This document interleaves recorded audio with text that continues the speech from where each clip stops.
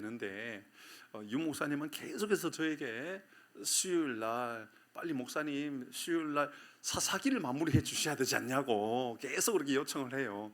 그래서 제가 고민을 많이 했죠. 왜 하지 않겠습니까? 사사기를 21장 이제 2장밖에 남지 않았는데 이렇게 뭐 날라다니네요.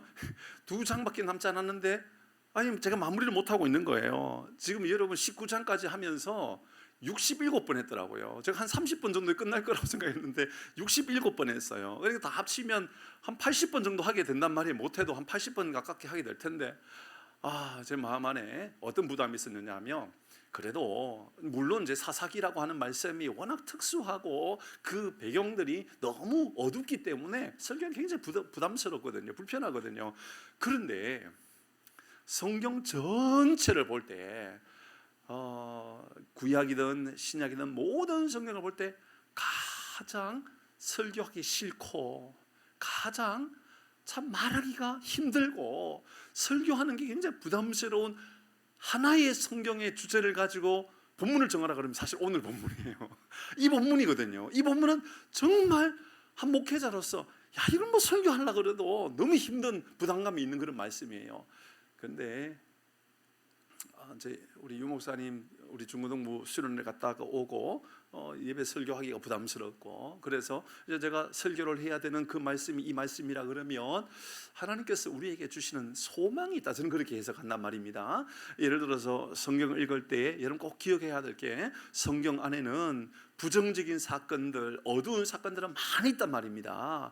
특별히 하나님의 그 침노하심과 하나님의 심판하심과 하나님의 그 화내심 뭐 이런 이야기들이 나오면 굉장히 우리도 모르는 사이에 움츠려지게 되어 있고 부담스럽게 되어 있습니다. 그러나 하나님은 우리에게 그런 말씀을 통하여 우리에게 부담을 주고자 하시는 것이 아니라 하나님은 우리에게 소망을 주고자 하시는 하나님이신 줄 믿으시길 바랍니다. 그래야 됩니다. 말씀을 읽을 때는 이 말씀을 통하여 우리에게 어떤 소망을 주고자 하시는 건가를 돌아보는 겁니다. 4개월, 5개월 동안 사사기를 우리가 쭉 못 봤기 때문에 그건 1년 이상 해왔다가 67번 했으면 1년 하고도 뭐 한참 더 하지 않았습니까? 그러니까 한 1년 반 정도 사사기를 하다가 못했으니까 내용을 다 잊어버릴 수 있어요. 그러니까는 모두가 다 볼 수는 없지만 우리가 그래도 앞부분 내용 중에 기억날 만한 말씀, 마지막 부분에 있는 가장 큰 내용, 큰 주제가 될 만한 것은 아무래도 삼손 이야기죠, 그렇죠? 삼손 이야기부터 조금 진행해 보도록 하겠습니다. 그것도 삼손의 모든 내용을 다 다룰 필요는 없고 삼손의 마지막 이야기 16장 뒷부분 이야기입니다. 삼손이 어떻게 죽게 되었는지, 왜 죽게 되었는지, 삼손이 죽게 된 이유는 바로 이것 때문이죠. 그래서 16장, 17장, 18장, 19장 오늘 이제 19장 마지막 부분인데 한 절 말씀만 띄워놓고 빨리 점검하고 오늘 19장 말씀을 같이 보도록 하십시다. 16장 말씀입니다. 20절 말씀, 사사기 16장 20절 말씀이 꼭 사사기 이 삼손에 대하여 정리해주는 말씀처럼 보여집니다. 같이 읽습니다. 시작. 들릴라가 이르되 삼손이여 블레셋 사람이 당신에게 들여닥쳤느니라 하니 삼손이 잠을 깨어 이르되 내가 전과 같이 나가서 몸을 떨치리라 하였으나 여호와께서 이미 자기를 떠나신 줄을 깨닫지 못하였더라. 아멘. 이미 삼손은 그 모든 힘을 다 잃어버렸습니다. 그래서 그는 힘의 근원을 상실한 상태였기 때문에 이제 블레셋 사람들에게 죽게 된 것이지요. 그렇게 죽게 되었습니다. 그러나 말씀을 마무리하면서 이 삼손의 이야기의 마무리는 삼손이 깨닫지 못하고 있었다라고 하는 그 이야기가 우리의 마음에 아주 중요하게 다가옵니다. 결국 하나님은 이 삼손을 떠나 버리심으로 말미암아 완전히 그가 패배하는 것으로 끝나게 되고 포로로 끝나게 되는 그런 모습을 우리에게 보여준다 그 말입니다. 참 안타까운 것은 블레셋의 신, 그 신 앞에 가서 재롱잔치 하듯이 재롱을 부리다가 마지막 죽게 되는 모습을 삼손을 통해서 보게 되었죠. 그게 이제 16장의 이야기의 전체 내용입니다. 17장은 어떤 내용이었었나요? 이제 우리가 19장까지 가려고 그러면 17장, 18장만 잠시 보면 됩니다. 17장에 나오는 유명한 사람은 미가, 그리고 그의 어머니에 대한 이야기죠. 17장 6절의 말씀에 보니까 이렇게 말씀하고 있습니다. 같이 읽어봅니다. 시작. 그때에는 이스라엘의 왕이 없으므로 사람마다 자기 소견에 오른 대로 행하였더라. 아멘. 미가라고 하는 사람이 우상 숭배를 하고 있는 장면을 보여줍니다. 이로 인하여 큰 혼란을 겪는 장면입니다. 이 말씀은 사사기 말씀 전체의 주제와 같은 말씀입니다. 이스라엘의 왕이 없으므로 하나님을 잃어버림으로 말미암아 미가라고 하는 그 사람이 우상 숭배를 하게 됩니다. 그런데요, 이게 참 웃깁니다. 에브라임 산지에 미가라고 하는 사람이 있었는데 그의 어머니가 은을 잊어버립니다. 근데 이 은을 훔쳐간 사람 내가 발견하면, 깨닫게 되면 그를 완전히 죽여버리겠다라고 했거든요. 알고 보니까 누가 훔쳐갔어요? 아들 미가가 훔쳐간 거예요. 그러니까 아들이 훔쳐간 것을 알고 하나님께 이제 제물을 드리고 훔쳐갔던 그 은을 가지고 신상을 만드는데 이런 두 가지를 같이 드러나요. 하나는 에봇과 하나는 드라빔이에요. 이것을 같이 만드는 거예요. 하나는 하나님의 제사장의 옷에 사용했던 그 에봇과, 또 하나는 이 우상 숭배에 들어가는 드라빔을 같이 만드는 거예요. 그러니까 뭐냐 하면 하나님도 섬기고 이방신도 섬기고 이것도 좋고 저것도 섬기고, 그러니까 주일은 교회 가고 다른 날은 절에도 가고 뭐 이것도 하고 저것도 하고, 그런 모습을 이 미가라고 하는 사람을 통해서 보게 됩니다. 바로 하나님을 잃어버리고 살아가면 이런 모습이 나타난다라는 것을 알려주는 것이죠. 그때 한 레위인을 만나게 됩니다. 참 안타까운 것은 이 한 레위인, 젊은 사람, 청년, 이 레위인이 나중에 알고 보니까는 므낫세라고 말할 수도 있고 모세라고도 읽을 수 있는 그 사람의 자손이었다는 것을 알게 됩니다. 그러니까 그 전에는 전혀 말하지 않아요. 이게 이 레위가 누군지, 어떤 사람이었는지 전혀 알려주지 않아요. 중요한 것 하나는 이 레위가 돈벌이를 위하여 가정의 제사장 역할을 하는 거예요. 그러니까 가정에서 미가 집에서 돈 많이 주겠다 그러니까 그곳에 제사장 하면 옷도 주고 돈도 주고 먹을 것도 주겠다 그러니까 아이고야 좋겠다 그러면서 제사장 역할을 감당하는 것이 아니라 가정에 제사를 지내주는 사람의 역할을 하는 거예요. 사실은 제사장은 그런 역할을 하는 것 아니거든요. 근데 그 모습을 보여주고 있는 것이지요. 바로 이런 모습 속에서 종교를, 그러니까 신앙을 나의 우상숭배의 도구로, 나의 출세의 도구로, 나의 능력의 도구로 사용하는, 그러니까 하나님의 이름을 높여드리는 것이 아니라 나의 잘됨과 나의 성공을 위하여 하나님의 이름을 이용해버리고, 하나님의 신앙, 그러니까는 내가 기도하는 이유는 나 잘 되려고 해요. 말씀에 읽는 것도 나 잘 되려고, 수요예배 오는 것도 주의 이름을 높여드리기 위해 아니라 다 모든 게 다 나 잘 되려고, 이건 내가 출세하기 위하여 그런 모습을 계속해서 강조한 게 17장의 이야기였다 그 말입니다. 미가 이야기가 그런 말씀이었다는 거예요. 그리고 18장에 넘어가면 또 다른 분위기로 확 바뀝니다. 뭐냐면 단지파가 나와요. 단지파는 원래 땅을 분배받은 땅이 있단 말입니다. 그런데 단지파가 그 땅을 차지해가지고 점령해가지고 그 지역에 있는 사람을 다 쫓아내버리고 그 땅을 이러면 영원히 하나님의 나라의 땅으로 만들어버려야 되는데 그렇지 않아요. 단지파 사람들이 볼 때는 우리 땅이 마음에 안 들거든요. 산지이고 땅도 작고, 그러니까 그들 마음 가운데 어떤 마음이 들었냐면 우리 떠나자 이런 마음이 든 거예요. 그러면 하나님이 없을 때, 왕이 없을 때 어떤 일이 일어났냐면 하나님 주신 사명도 다 잊어버리는 거예요. 그리고 그들이 하는 방법은 안 되겠다, 우리 라이스로 가자. 그래서 저 멀리 어디에요? 갈릴리 호수 위쪽 마을까지 먼 길을 떠나버리는 거예요. 왜 갔죠? 그곳에 가면 출세할 거라고 생각하고, 그러니까 하나님이 주신 사명대로 사는 것이 아니라 성공을 위하여서, 그래서 그들은 멀리 이사가 버리는 거예요. 그러니까 그 무리들 같이 함께 단지파의 사람들은 그렇게 저 라이스로 가죠. 근데 이 말씀이 요한계시록에 가면 단지파는 영원히 사라지는 지파가 되고 말아요.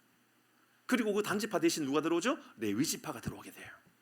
그게 바로 우리가 이제 지난번 묵상했던 이 사사기 18장의 내용의 핵심이 되는 이야기예요. 단지파 사람들은 분배된 땅에 대한 책임감이 아니라 내가 보기 좋은 땅, 내가 성공할 만한 땅, 내가 꿈을 이룰 수 있는 땅을 향하여 욕망을 품고 떠나버리는 것, 그게 바로 18장 이야기입니다. 그리고 19장이 넘어왔는데 또 분위기가 또 바뀝니다. 또 이상한 분위기가 바뀌어요. 19장에는 왕이 없는 시대의 극단적인 모습을 보여주는 장면입니다. 오늘 한 절의 말씀을 묵상해야 되는데 사사기 18장 31절의 말씀 안 읽었네요. 18장의 핵심이 되는 이야기는 이런 말씀이라 볼 수 있습니다. 같이 읽습니다. 시작. 하나님의 집이 실로에 있을 동안에 미가가 만든 바 새긴 우상이 단 자손에게 있었더라. 단 자손도 우상 숭배를 중심으로 하는 그런 삶을 살아갔다. 뭐 그런 내용이 핵심이 되었습니다. 자, 19장에 이제 넘어왔습니다. 오늘 본문의 말씀을 이제 묵상을 하고 또 나누려고 그럽니다. 자, 한번 보십시다. 한 레위 사람이 첩을 데리고 살고 있었습니다. 이때부터 심각합니다. 레위 지파의 사람이 첩을 데리고 살았습니다. 그 말 안에는 그가 윤리적인 정체성이 없다 그 말입니다. 신앙의 정체성이 없다 그 말입니다. 하나님의 일을 한다고 하나님의 사람이라고 말하지만 첩을 데리고 살아가고 또 그만큼 부유하고 경제적으로도 넉넉한 그런 삶을 살고 있다 그 말입니다. 레위가 첩이 있다? 윤리적으로 타락했다, 죄악 가운데 빠졌다, 도덕적으로 해이한 상태에 있다, 그렇게 해석할 수가 있는 겁니다. 그런데 이 레위의 첩이 도망가 버립니다. 성경의 말씀에 보니까 우리가 이제 19장 앞부분의 말씀에 보면 1절 말씀인가요? 네, 우리가 읽지는 않았지만 1절 2절의 말씀에 보니까 여러분 한번 성경을 보시기를 바랍니다. 이따가 또 읽긴 하겠지만 1절과 이제 19장 1절 2절 여러분 성경을 펴 보시고요. 제가 1절 읽어보겠습니다. 이스라엘 왕이 없을 그때에 에브라임 산지 구석에 거류하는 어떤 레위 사람이 유다 베들레헴에 첩을 맞이했다. 첩을 데리고 살아가고 있었습니다. 그런데 2절 말씀입니다. 같이 여러분 읽어주시기를 바랍니다. 시작. 됐습니다. 첩이 행음했다, 음란했다, 이제 그런 이야기인데 요거에 대한 해석은 좀 이따가 다시 좀 하도록 하겠습니다. 그래서 남편을 떠나 자기 친정 아버지 집으로 가게 되었습니다. 그리고 그곳에 넉 달 머무는데 3절의 말씀을 보니까 그의 남편이 그 여자에게 다정하게 말을 합니다. 여러분 다정하게 말해야 됩니까? 아니잖아요. 죄에 대한 어떤 책임도 없으니까 어떤 모습을 나타내느냐 하면 세상에 어떤 책임도 없이 어떤 이런 분노도 내지 아니하고 그냥 뭐 좋은 게 좋은 것이고 그렇게 이야기해버리는 겁니다. 그러니까 여러분 이 첩이 어쨌든 뭐 아내로 맞이한 것 아닙니까? 근데 음행을 하고 떠났는데 다정하게 말하면서 돌아가십시다 뭐 그런 이야기를 했다 그 말입니다.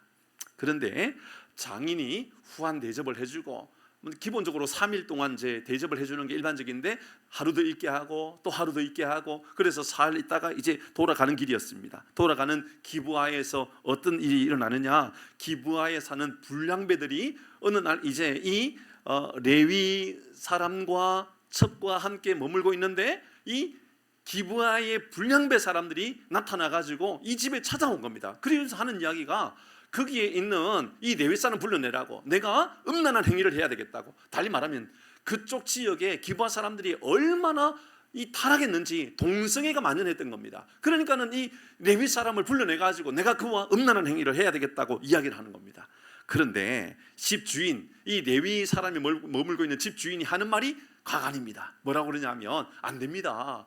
적어도 저 레위 사람한테는 하지 마시고 저한테 아직까지 남자를 모르는 처녀 딸도 있고 그리고 또 저 레위의 사람의 또 첩도 있으니까 그를 줄 테니까는 알아서 하시라고, 뭐 어떻게 하든지 뭐 하고 싶은 대로 하고 레위 사람은 손대지 마세요 라고 말하게 됩니다. 세상이 말이 됩니까 이게? 그 당시 지금 삶이 그랬다라는 거예요. 얼마나 무너졌으면 말도 안 되는 것지만 계속해서 이제 그런 모습이 나타나게 됩니다. 밤새 집단 강간이 이루어지게 된 것이지요. 이 첩은 남편 레위의 집에서 결국은 이제 일어나지 못하고 죽게 되는 것이지요. 오늘 본문의 말씀은 이제 화가 난 레위 사람이 죽은 첩을 12토막을 내가지고 12지파에 보내버리는 겁니다. 여러분 성경에 있는데 이런 내용을 본 일이 있습니까? 얼마나 답답하고 얼마나 화가 나고 이걸 어떻게, 여러분 우리는 예수 믿는 사람이니까 이걸 읽으면서 아이고 그래 그 당시 상황이 이런 거지라고 이해하지만 여러분 하나님 알지 못하는 세상 사람들에게 이거 설교하면 은혜를 받을까요? 시험 들까요? 여러분 이거 누구 여러분 여러분 가족 가운데, 여러분 형제 가운데 예수 믿지 않는 사람이 있을 텐데, 친구 가운데 예수 믿지 않는 사람이 있을 텐데, 이 내용을 그대로 설명해 주면 여러분 기쁜 마음으로 설명할 수 있을까요? 부담스러울까요? 얼마나 부담스럽겠습니까? 그런 내용이에요. 그런 내용. 여러분, 이 사건으로 인하여 큰 화근이 되고 이제 싸움이 이루어지고 이제 그런 내용입니다. 정치적으로나 신앙적으로나 도덕적으로 완전히 무너진 시대가 바로 이 사사시대였다. 19장의 내용은 그런 내용입니다. 그리고 이제 지나가고 나서 우리가 계속 묵상하고 있는, 새벽에 묵상하고 있는 사무엘상으로 넘어가서 이제 왕을 세우게 되는 그런 내용의 바로 앞부분의 내용을 지금 우리가 이 사무엘 사사기를 통하여 묵상하고 있습니다. 30절 말씀, 오늘 본문의 30절 말씀 마지막 부분을 이렇게 마무리하고 있죠. 같이 읽어봅니다. 시작. 그것을 보는 자가 다 이르되 이스라엘 자손의 애굽 땅에서 올라온 날부터 오늘까지 이런 일을 일어나지도 아니하였고 보지도 못하였도다. 이 일을 생각하고 상의한 후에 말하자. 이거 말하기 싫은 거예요. 말할 수가 없는 거예요. 이런 처참한 모습을 보고 누구도 말을 꺼낼 수가 없는 그런 상황이 되었다, 그 말입니다. 자, 사사기 19장의 말씀에, 오늘 본문의 말씀을 통하여 등장하는 세 사람의 모습을 통하여 우리가 적용점을 찾아보도록 하십시다. 제일 먼저 우리가 등장하는 사람, 아주 핵심적으로 등장하는 사람, 첫 번째 누가 있죠? 레위가 있죠, 그죠? 레위 사람이 있습니다. 두 번째 또 누가 있죠? 첩도 있죠, 그죠? 또 누가 있죠? 집 주인 있잖아요, 집 주인. 그 장인은 이미 다 앞에서 했던 이야기니까는 장인은 떼고, 그리고 또 불량배도 있고. 근데 불량배는 우리가 묵상할 건 아니니까 불량배는 빼고. 그러면 우리가 세 종류의 사람은 우리가 묵상할 필요가 있을 것 같아요. 첫 번째는 바로 이 레위 사람. 이건 레위 사람 먼저 할 필요는 없을 것 같아요. 제일 뒤에 하는 게 좋을 것 같고, 제일 먼저 우리가 나누고 싶은 사람은 이 집 주인을 좀 보려고 합니다. 집 주인, 이게 정상적인가 비정상적인가 아무리 생각해봐도 어떤 것은 정상적이고 어떤 것은 비정상적인 그런 모습이 강하게 나타나거든요. 그러니까는 집 주인을 볼 것이고 첩을 볼 것이고 이 레위 사람을 보도록 할 것입니다. 시간적인 여유가 조금 저에게 있으면 참 좋겠는데 라는 마음을 가지고 있습니다. 제가 참 할 수 있는 대로 빨리 해보도록 하겠습니다. 23절 24절 말씀입니다. 먼저 이 집 주인 노인네를 한번 살펴보십시다. 23절입니다. 시작. 집 주인 그 사람이 그들에게 나와서 이르되 아니라 내 형제들아 청하노니 이 같은 악행을 저지르지 말라. 이 사람이 내 집에 들어왔으니 이는 망령된 일을 행하지 말라. 자, 여기까지. 지금 이 집 주인 노인이 잘하고 있어요? 못하고 있어요? 잘하고 있죠. 보세요. 내 형제들아, 기브아의 사람들에게 내 형제들아 그러지 마라. 사실 내 형제 아니거든요. 이 사람도 여러분 떠나온 이 기브아 지역 사람이 아니에요. 이 사람이 온 사람이란 말이 이따가 볼 겁니다. 그런데 내 형제들아라고 말하면서 그들에게 하는 말, 이런 악행을 저지르지 마라. 내 집에 이 사람 왔으니까 이런 망령된 일, 그렇게 하는 것은 망령된 일이니까 하지 마라. 24절입니다. 시작. 보라 여기 내 처녀딸과 이 사람의 첩이 있은즉 내가 그들을 끌어내리니 너희가 그들을 욕보이든지 너희 눈에 좋은 대로 행하되 오직 이 사람에게는 이는 망령된 일을 행하지 말라 하나. 자, 바르게 하고 있어요? 잘못하고 있어요? 잘못하고 있는 거예요. 어떤 장면은 바른 행동이에요. 악을 행하지 말라. 맞아요. 근데 악은 행하지 말라라고 말하면서 그가 하는 행동은 굉장히 악한 일이에요. 자기 딸을 내어주고 이 레위 사람이 허락했습니까? 아니잖아요. 그런데 이 레위 사람의 첩을 내주면서 하고 싶은 대로 욕보이든지 눈에 좋은 대로 하고 싶은 대로 그렇게 말하고 있는 것이죠. 저는 이 노인의 마음이 악한 마음이라고 생각하지 않습니다. 잘 한번 들어보시기를 바랍니다. 분명히 그는 선한 마음을 가지고 있었습니다. 23절 한번 띄워놓으시고요, 한번 보도록 하십시다. 내 형제들아 청하노니 악행을 행하지 마라. 그러니까 그 마음에 죄를 짓는 것은 하지 마라, 악한 일을 하면 안 된다라고 분명하게 말하고 있는 것입니다. 그런데 우리가 볼 때 어떻게 이렇게 악한 일들, 딸을 내어주고 시집가지 않은 딸이든 어쨌든 딸을 내어주면서 하고 싶은 대로 하라고, 악을 행하지 말라라고 말하면서 악한 일들을 그렇게 부추기고 있는 것처럼 보여지는 장면입니다. 레위의 첩을 내줍니다. 왜 이런 장면이 보여질까요? 당시의 사회적인 문화가 악이 팽만해져 있다 그 말입니다. 당시에 이렇게 죄를 짓는 것을 죄로 여기지 않는 시대에 있다 그 말을 하고 있는 거예요. 이해가 되시지요? 여러분, 죄를 지어도 죄로 느끼지 못하는 거예요. 악한 일을 하는데 악으로 말하지 않는 거예요. 여러분, 사회가 죄를 죄로 이야기하지 않는 거예요. 여러분, 세상에 가장 안 좋은 세상이 바로 그런 세상이거든요. 죄를 없애버리는 거예요. 죄를 지적하지 못하게 하는 거예요. 죄를 죄로 여기지 못하게 하는 거예요. 사실 우리 사회도 그런 모습이 있습니다. 유럽 사회도 그런 모습이 있고요. 우리 사회도 그런 모습이 있습니다. 여러분, 유사한 일들을 쉽게 말할 수 있는 게 있죠. 뭐냐면 동성애입니다. 여러분, 우리가 성경을 믿고 성경의 말씀을 그대로 받아들입니다. 동성애는 죄입니까? 죄가 아닙니까? 죄지요? 세상은 죄라고 말합니까? 죄가 아니라고 말합니까? 그겁니다, 바로. 여러분 보세요. 분명히 악을 행하지 마라. 근데 악한 일을 행하면서 그게 악인지 모르고 살아간다 그 말입니다.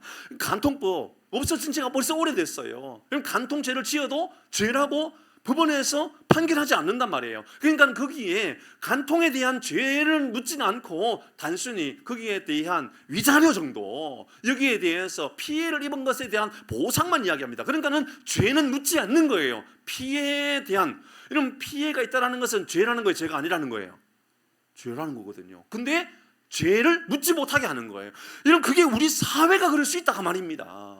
이런, 그러니까 이 노인을 볼 때는, 이 집 주인을 볼 때는 뭘 깨달아야 되느냐면, 사회는 죄를 죄라고 말하지 않아도, 그럼 우리는 성경을 보면서 죄는 죄라고 말할 수 있는 믿음의 영적인 안목이 열려지는 삶을 살기를 바랍니다. 그 말씀이에요. 어렵나요? 이 말씀을 우리는 좀 기억해야 돼요. 이 노인은요, 악한 사람이 아니에요. 사회의 질서대로 살고 있는 거예요. 말씀의 질서대로 살고 있는 것이 아니라, 이 사람은요, 그냥 삶의 그냥 모습이 세상의 모습 그대로 그냥 그렇게 살고 있다 그 말을 우리에게 하고 있는 것이지요.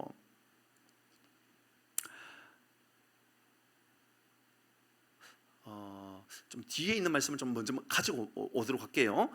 오늘 읽진 않았는데 그 앞부분에 보면 16절의 말씀을 보면 이 사람이 어떤 사람인지 이야기합니다. 16절의 말씀 목사님 좀 띄워주시죠. 16절의 말씀에 보면 이 노인이 어떤 사람이냐 같이 읽습니다. 시작. 저녁 때에 한 노인이 밭에서 일하다가 들어오니 그 사람은 본래 에브라임 산지 사람으로서 기바에 거류하는 자요, 그고 사람들은 베냐민 자손이더라. 그는 에브라임 산지 사람이었다. 기브가에 거류하는 사람이었다. 달리 말하면 그는 하나님의 백성의 사람의 족속이었다 그 말을 하고 있는 거예요. 이해가 되시죠? 그런데 그 사람이 사회에 익숙해지다 보니까 이제 죄를 죄로 안 보이는 시대에 살고 있는 거예요. 이게 얼마나 악합니까? 저는 가장 무서운 것이 바로 이런 것이라고 생각합니다. 성경으로 볼 때는 죄인데요, 세상은 죄라고 말하지 않는 경우들이 이제 생기고 앞으로도 더 많이 생기게 될 것입니다. 예전에 우리나라가 가난할 때에, 여러분 우리 잘 생각해 보십시다. 옛날에 저는 한 번도 말씀드렸는데 그 조영남 씨, 조영남 가수 알죠? 어머니가 교회 근사님인가요? 교회 예수 잘 믿는 사람, 언제나 새벽기도 한 번 빠진 일이 없는 그런 어머니였다 그러잖아요.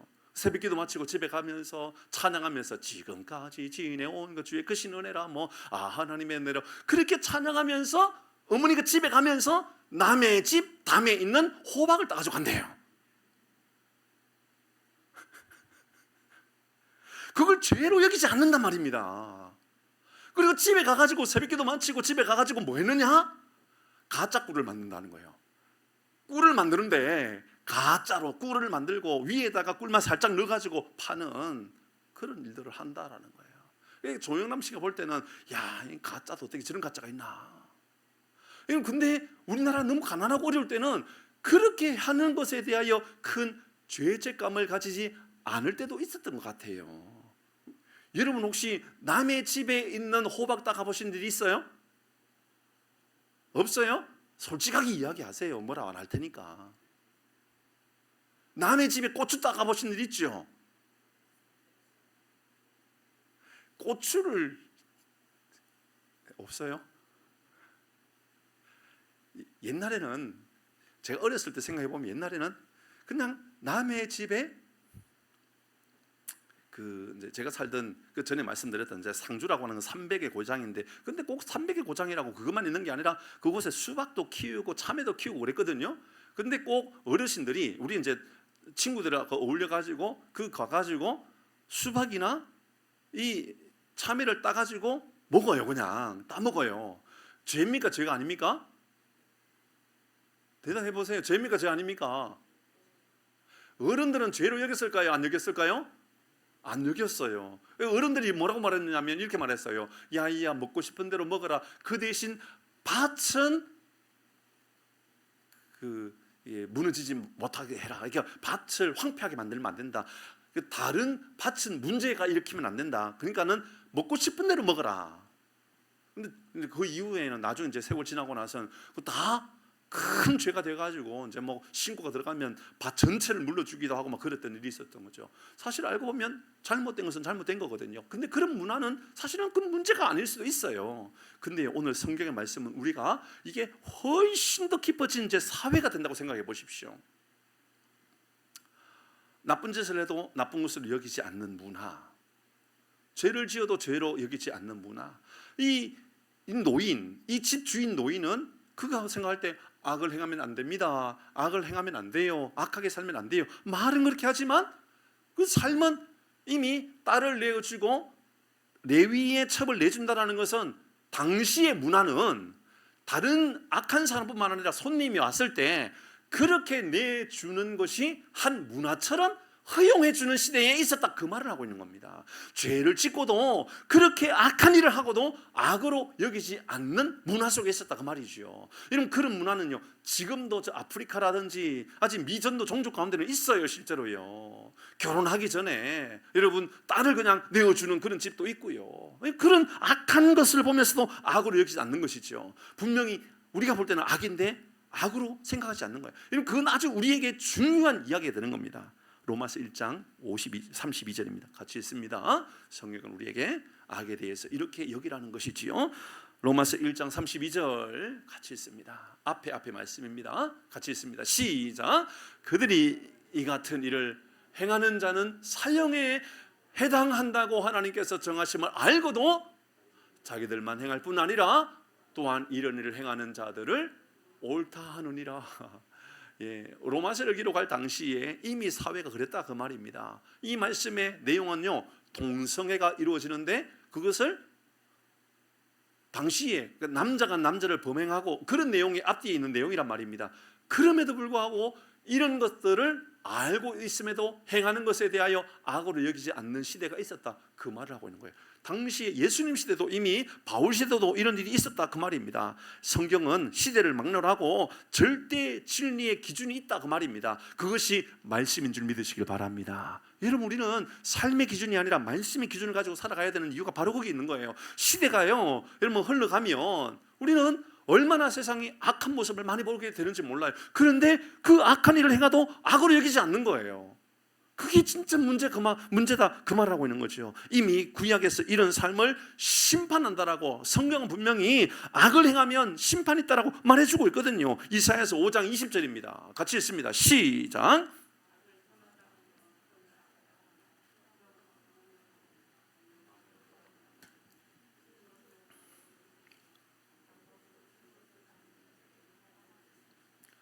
심판이 있겠다. 어떤 자에게 악을 선하다, 선을 악하다라고 말하면서 흑암으로 광명을 삼고 광명으로 흑암을 삼고 살아가면, 그러니까 영적인 분별력이 없이 죄를 죄라고 말하지 못하고 선한 것을 선한 것이라고 여기지 못하고 살아가는 그들을 향하여 여러분 하나님은 심판이 있을 것이라고 분명하게 여러분 선지자를 통하여서 말씀하셨고 바울을 통하여 말씀하셨고 예수님께서 이런 말씀을 우리에게 알려주고 있다, 그 말입니다. 이 노인을 제가 볼 때는요 어떤 모습으로 제 안에 다가왔느냐 하면 이 노인은 그냥 평범한 일상이었던 거예요. 일상. 이 사람에게 있어서는요 악한 일을 행하려고 한 것이 아니라 일상적인 삶이, 사회적 문화가 그렇게 하는 것을 죄로 여기지 않는 시대에 있었다, 그 말인 겁니다. 달리 말해볼까요? 오늘 성경이 우리에게 가르쳐주고 있는 설교의 제목과 같은 거예요. 왕이 없을 때 나타나는 영적인 왕, 절대 진리 하나님의 말씀을 기준으로 삼지 못하고 살아가면 어떤 일이 일어나게 되느냐, 이 집 주인 노인과 같이 분별력이 사라지게 되고, 그래서 기준이 없는 삶을 살게 된다는 거죠. 사랑하는 교회 여러분, 꼭 기억하십시오. 여러분, 우리 평생에 저를 비롯해서 우리 모두가 평생에 주님 오시는 그날까지 우리의 삶의 기준은 세상법의 기준이 아니라 그보다 훨씬 더 높은 하나님의 말씀을 기준 삼고 살아가기를 바랍니다. 아멘. 두 번째, 이 첩 여인을 한번 살펴볼까요? 그 첩 여인은 어떤 사람으로 보이는지는 한번 보도록 하십시다. 26절에서 28절 말씀입니다. 26절의 말씀을 제가 먼저 읽겠습니다. 동틀 때의 여인이 자기의 주인이 있는 그 사람의 집 문에 이르러 엎드려져 밟기까지 거기에서 엎드려져 있었다. 못 일어나고 있었던 거예요. 집 주인, 그러니까 레위가 있는 그곳에, 집 주인 있는 그곳에 와가지고 퍽 엎드려져 가지고 밟기까지 못 일어나는 거예요. 27절입니다. 시작. 그의 주인이 일찍 일어나 집 문을 열고 떠나고자 하더니 그 여인이 집 문에 엎드려져 있고 그의 두 손이 문지방에 있는 것을 보고 문지방을 칵 잡고 여인이요 못 일어나고 죽어 있는 거예요. 아침에 보니까 이 여인이 이 레위 사람이 사는 그 집에 거기에 문지방을 붙잡고 두 손이 거기에 팍 올려져 가지고 죽어 있는 거예요. 이 여인이 그렇게 죽어 있다 그 말입니다. 누구 앞에 죽어 있다라는 거예요? 지금 레위 앞에 죽어 있는 거예요. 아주 중요한 이야기입니다. 레위가 이 모든 문제에 책임이 있다 그 말을 하고 있는 거예요. 아시겠죠?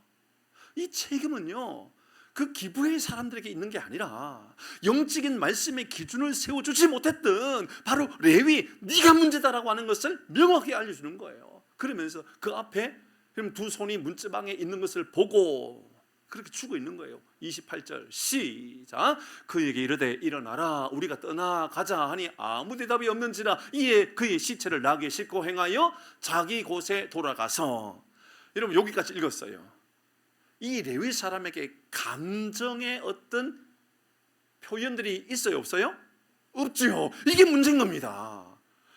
여러분 지금 이 사람은 이 아내를, 이 첩을 구하기 위해서 이런 먼 길을 떠나왔고 그렇게 수고하고 노력해가지고 왔는데 죽었어요. 그런데 고작 하는 게 시체를 나귀에 실어가지고 자기 곳으로 돌아가고 이게 끝이에요. 그리고 이제 뒤에 있는 말씀을 우리가 보고자 하는 거죠.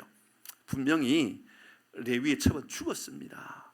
그런데 죽었다고 말하지 않고 엎드려져 있다라고만 계속해서 이야기하고 있습니다. 이 여인의 모습에서 저는 그 두 손이 이 레위, 그러니까 남편이죠. 첩이지만 어쨌든 남편 아닙니까? 그 문지방을 쿡 손을 얹어 두고 있는 그 모습 속에서 하나는 책임은 레위 너에게 있다라고 하는 것을 꼭 보여주는 것 같고, 또 하나는 이 여인이 목숨을 더 이상 부지하기 싫다가 아니라 살고 싶다라고 하는 모습을 보여줘요.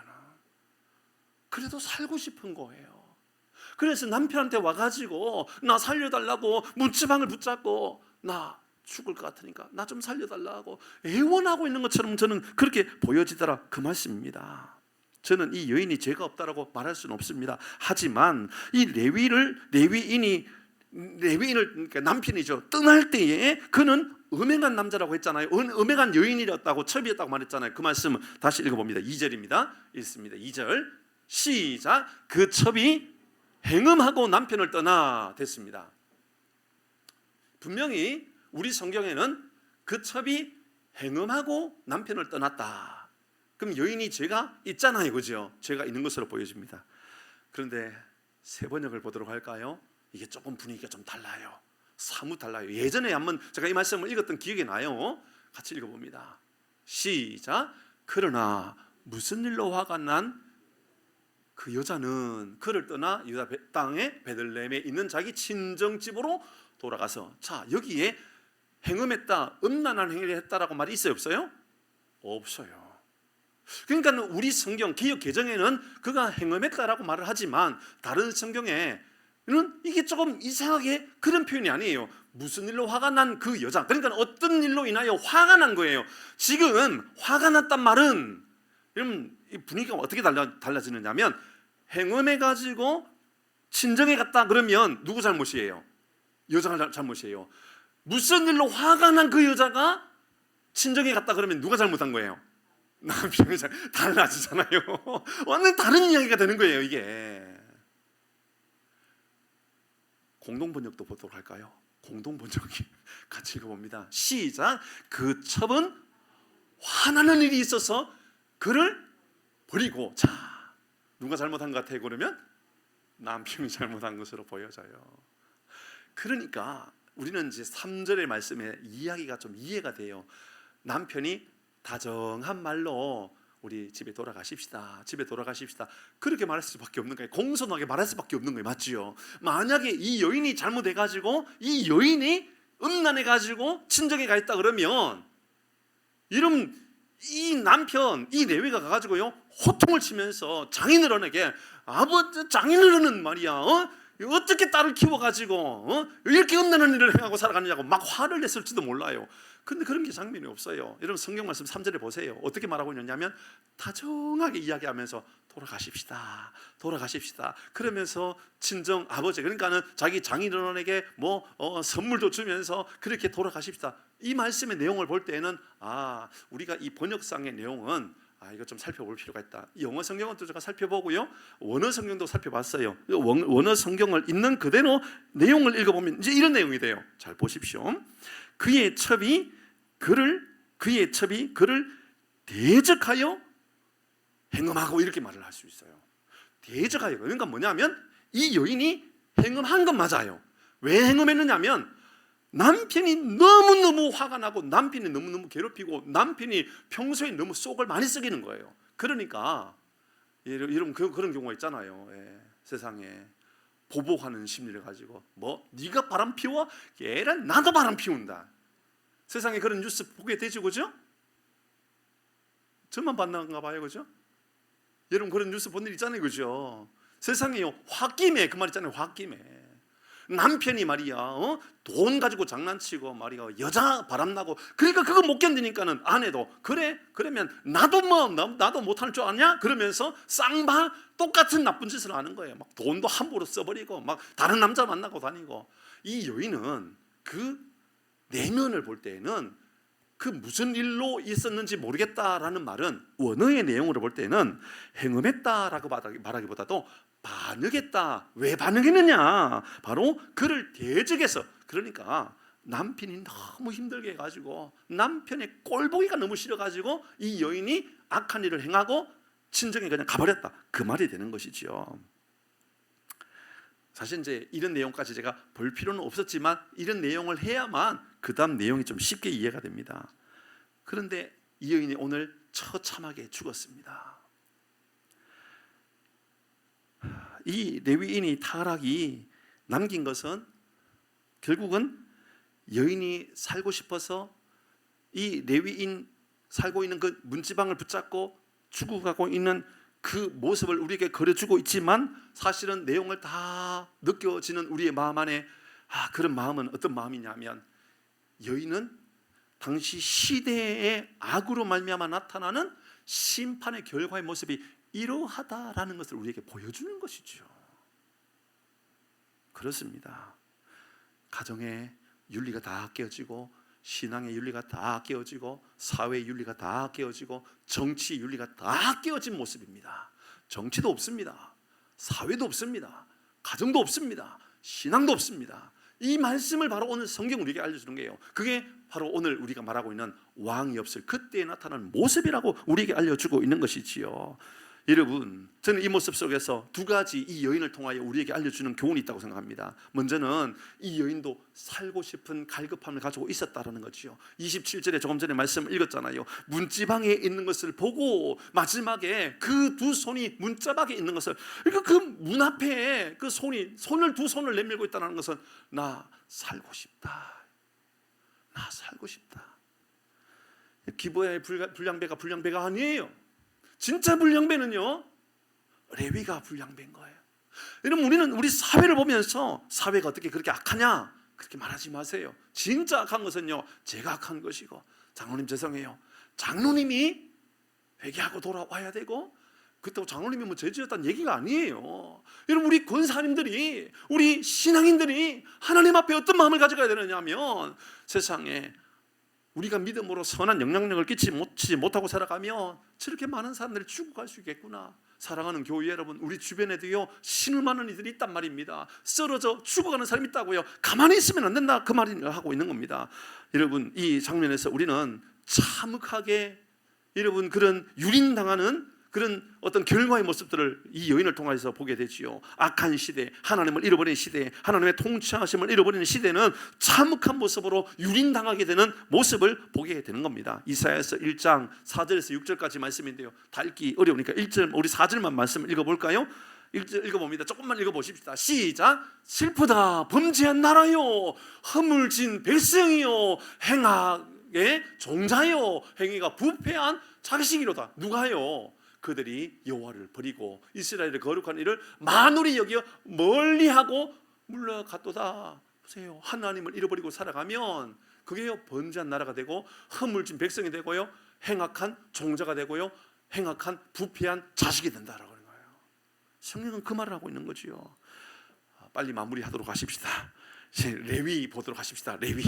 레위는 어떤 사람이었습니까? 그러니까 이 집 주인 노인은 평범한 사회의 한 사람의 모습이고, 이 첩은 그로 말미암아 사회에 피해를 입고 살아가는 일반 백성이에요. 죄로 말미암아 어떤 고난을 당하게 되는지를 알려주는 사람이 바로 이 첩이었어요.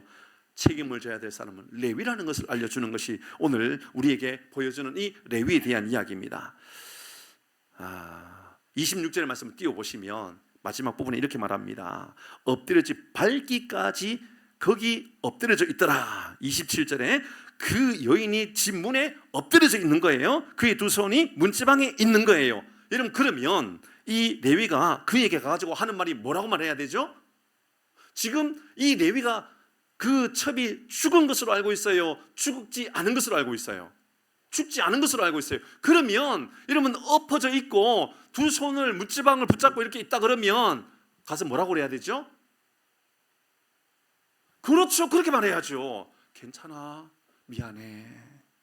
이 못난 남편 만나서 네가 참 고생이 많다, 미안해, 내 잘못이다, 내 잘못. 그래야 되는 거죠. 근데 뭐라고 그러죠? 28절입니다. 얼마나 못났는지 이렇게 말합니다. 그에게 이르되 일어나라, 우리 떠나가자. 여러분, 왜 그 말 한마디 못합니까? 미안해, 내가 잘못했어, 미안해, 내가 연약해서 그런 거야. 왜 그 말 한마디 못하고 고작 하는 말이 일어나, 우리 가자.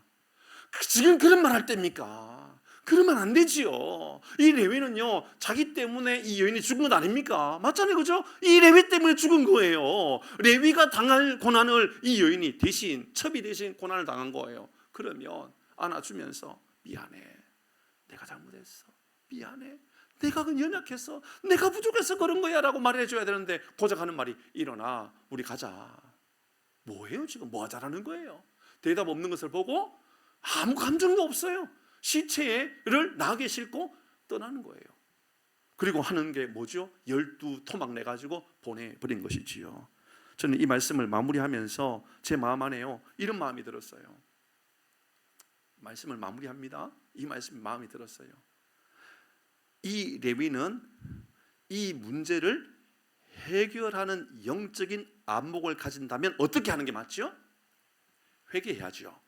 그는 하나님의 레위이니까 적어도 제사를 지내고 하나님의 백성으로 하나님의 일을 맡은 사람 아닙니까? 그러면 영적인 책임을 지고 하나님 앞에 통회하고 잡아가면서 하나님, 내가 잘못한 겁니다, 교회가 잘못한 겁니다, 하나님, 이 나라의 문제는 바로 교회의 잘못이고 목회의 잘못이고 중직자의 잘못이고 집사의 잘못이고 권세의 잘못이고 장로의 잘못입니다. 우리 회개하고 하나님께 은혜를 구합니다. 그래야 되지요.